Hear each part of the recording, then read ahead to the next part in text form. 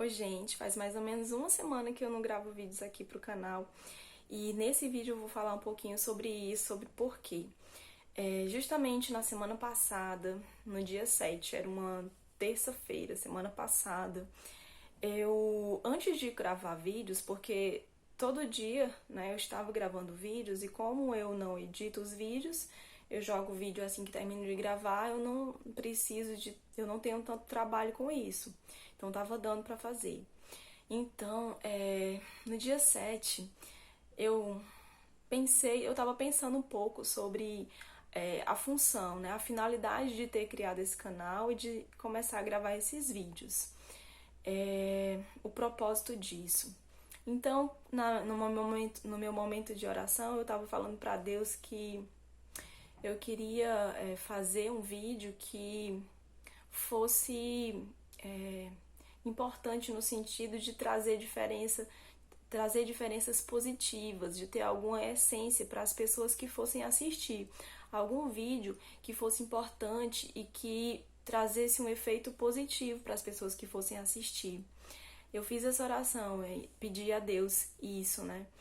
E no decorrer do dia eu vi uma notícia de que estava tendo uma seleção para uma pós-graduação. E aí eu me interessei porque ainda estava no período de inscrição e era num tema, numa área que eu gosto, que eu me interesso muito.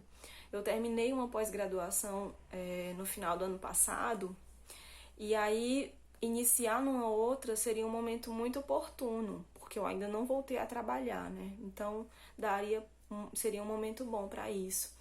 E os planos que nós fizemos aqui em casa era para esse ano era de que eu estaria me preparando, estudando para fazer uma seleção para uma pós-graduação, para começar essas aulas de pós-graduação só no próximo ano, 2021. Mas quando eu vi a notícia dessa seleção, eu me interessei, falei com meu marido e aí nós dois decidimos vou tentar. E aí esses dias, isso foi dia 7 de janeiro. Então, nesses dias até hoje eu estou só estudando para essa seleção.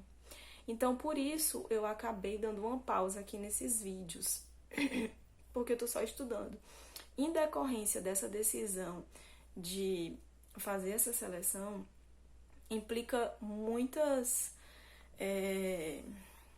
esforço, muitas renúncias. E uma dessas renúncias foi justamente só estudar, acabar me dedicando só para estudar e aí ter que deixar os meus filhos, eu tenho 2 filhos, com a minha mãe numa outra cidade. Minha mãe mora numa cidade a 60 quilômetros daqui da minha. Então eu não posso ficar vendo os meus filhos todos os dias, ainda mais porque eu tô só me dedicando aqui mais para os estudos, né? E aí pensando nessa renúncia de ficar longe dos meus filhos, vem uma pergunta que fica, sabe, na minha mente, assim, vale a pena fazer esse esforço todo, né? Às vezes eu pensava assim, será que eu voltar a me dedicar a estudar seria egoísmo meu? Seria eu buscando o meu crescimento profissional e aí deixando os meus filhos de lado? Rolava essas perguntas na minha cabeça. E eu tive a experiência de sair do trabalho e voltar a ficar só em casa. Aliás, eu nunca tinha deixado de trabalhar, foi a primeira vez que eu saí do meu trabalho e fiquei em casa estudando, mas o tempo disponível para ficar com meu filho era totalmente diferente, né? Era bem maior. Então eu tive a oportunidade de ter a experiência de ser uma mãe mais presente e uma esposa mais presente, me dedicar mais às tarefas de casa, né, ao cuidado com a minha família, com a minha casa. E isso me trouxe muitas reflexões sobre o que é prioridade na vida da gente, sabe? E o que é que vale a pena a gente investir, se valeria mais a pena investir num trabalho e melhorar a renda de casa, ou se valeria mais a pena investir na educação dos filhos, no cuidado com os filhos, no cuidado com a casa, porque a gente cuida de uma outra forma, né? Existe um carinho quando a gente está cuidando da nossa casa, que é diferente, porque é nossa casa, né? Então, várias reflexões desse tipo vinham à minha mente todo o tempo. E nesse momento atual, depois de ter vivido essa experiência de ficar em casa, eu vejo a necessidade de voltar a ter uma vida voltada para a minha profissão, mas agora eu vejo um sentido que não é puramente financeiro, como antes. O sentido do trabalho antes era o sentido de prover, de prover o dinheiro para pagar as contas, para melhorar a nossa qualidade de vida, entre aspas. Porque, na verdade, o trabalho acaba gerando muitos prejuízos a essa qualidade de vida também, né? Ele tem o seu ônus, aliás, ele tem o seu bônus, mas ele também tem o seu ônus. Ele tem também os seus sacrifícios. Então, eu comecei a perceber que existe um propósito. E esse período foi um período de encontrar esse propósito. Para que eu estou fazendo isso? Né? Por que eu criei esse canal? Existe um propósito dentro disso. E por que eu estou buscando essa minha qualificação dentro desses programas de pós-graduação. Eu terminei o mestrado e agora estou dentro de um processo de seleção para o doutorado. Se eu passar, já vai ser outra etapa, né, na minha vida. E isso me fez refletir que existe um propósito que é maior do que um propósito individualista. E eu percebi que eu faço bem para os meus filhos quando eu invisto no propósito da minha vida. Eu me torno uma pessoa melhor e me torno um exemplo para eles. Me torno uma pessoa que busca melhorar esse mundo e não busca os seus próprios interesses, só interesses individuais. Quando a gente trabalha só por dinheiro, a gente só busca o nosso crescimento individual, o crescimento ali da nossa casa, da nossa família. Mas existe um propósito maior do que isso, no que eu estou buscando, que é o crescimento de uma sociedade, de algo que vai fazer bem para mim, que vai fazer bem para minha família, mas que vai fazer bem pro ao redor, para tudo que estiver ao meu redor. Então, quando eu estou me qualificando, quando eu estou estudando, quando eu estou lendo, quando eu estou deixando de estar com os meus filhos para estudar ou para ler, eu estou buscando transformar esse mundo para que ele seja melhor para os meus filhos e também eu estou me transformando numa pessoa melhor para os meus filhos, porque à medida em que eu estudo e aprendo mais, eu vou me aperfeiçoando e eu vou tendo mais bagagem para passar para os meus filhos. A minha forma de se relacionar com os meus filhos e com o mundo, ela vai sendo transformada. E uma coisa é verdade, a sabedoria é o tesouro mais valioso, porque ninguém pode tirar ela de você. Então, quando você busca mais conhecimento, você está buscando um tesouro que ninguém pode tirar de você, que torna você uma pessoa realmente, verdadeiramente rica. E eu estava num sofrimento de ter que ficar longe dos meus filhos e não poder estar ali sentindo o cheirinho deles, colocando eles para dormir, dando banho neles. E eu estava sofrendo com isso.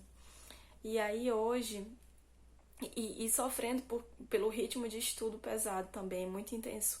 E eu estava começando a ficar exausta. E estava ficando chateada também por essa circunstância. Poxa, eu tinha feito planos e os meus planos mudaram totalmente. Eu perdi o controle dos meus planos. Mas aí eu me lembro que tem um versículo lá em Provérbios que fala que o homem, ele traça os seus caminhos, mas o Senhor lhe dirige os passos. Então, se eu creio em Deus e entreguei a minha vida às mãos de Deus, como é que eu vou achar que tenho domínio disso, né? Eu posso fazer planos, sim, posso, mas eu tenho a consciência de que os meus planos, eles são submissos aos planos de Deus. Eles têm que estar em concordância com os planos de Deus para a minha vida. Isso é o mais importante, né? Quando a gente só tem planos individuais, mesquinhos, que acabam aqui nesse mundo, eles não são planos de Deus, eles são planos humanos. Mas a gente precisa entender que os nossos planos, eles precisam estar de acordo com a vontade de Deus. E como é que a gente pode saber disso? Existe algo que é inexplicável, que é a fé, que é quando a gente sente a certeza de que a gente está fazendo algo que realmente é importante, que é vindo de Deus e que a gente não fica olhando para o momento presente, para o sofrimento de agora, para os sacrifícios de agora, porque a gente consegue enxergar algo maior que está por vir. Isso é fé, a gente enxergar algo que ainda está sendo, ainda está vindo, mas a gente sabe que é apenas um processo. Então, esse sofrimento, sabe? Essas renúncias me fizeram refletir um pouco. Também as coisas que eu tô lendo me fizeram refletir um pouco. E aí eu percebi que quando eu quero dar conta dos meus filhos e me preocupo demais com os meus filhos, eu percebo que eu tô sendo egoísta. E aí eu me lembro, me vem uma pergunta na minha mente, assim, né? Como se Deus me perguntasse: você acha que você ama os seus filhos mais do que eu amo eles? E aí eu me toco de que Deus ama os meus filhos mais do que eu posso amar eles.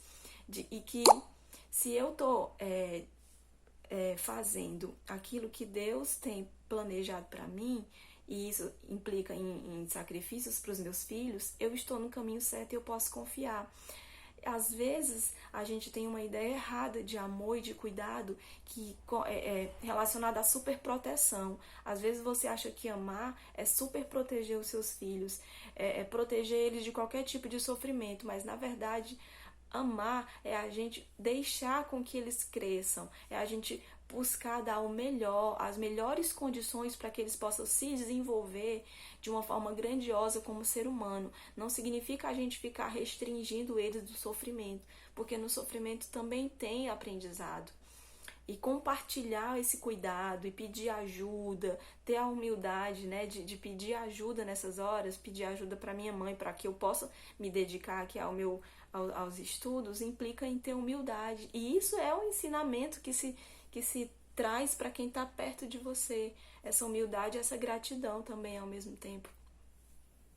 E aí eu estava me lembrando de um versículo, de alguns versículos, e eu busquei aqui na Bíblia, tá no livro de Lucas, a partir do versículo 25, diz assim, do versículo 25 ao versículo 30, mas na verdade o contexto que vem depois também, até o versículo 33, o contexto seguinte também faz parte do que eu estou tentando dizer aqui, que diz assim: certa vez, uma grande multidão estava acompanhando Jesus. Ele virou-se para eles e disse: quem quiser me acompanhar não pode ser meu seguidor se não me amar mais do que ama o seu pai, a sua mãe, a sua esposa, os seus filhos, os seus irmãos, as suas irmãs e até a si mesmo.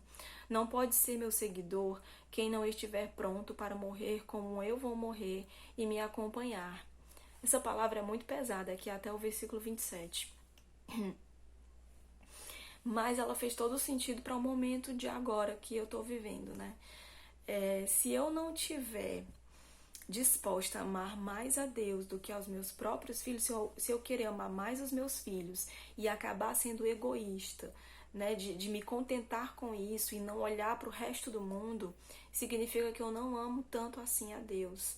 Então, quem quiser ser cristão de verdade, porque existem vários tipos de cristãos, de cristianismo, mas o verdadeiro cristão, ele busca a verdade que há em Jesus, ele busca seguir a Bíblia.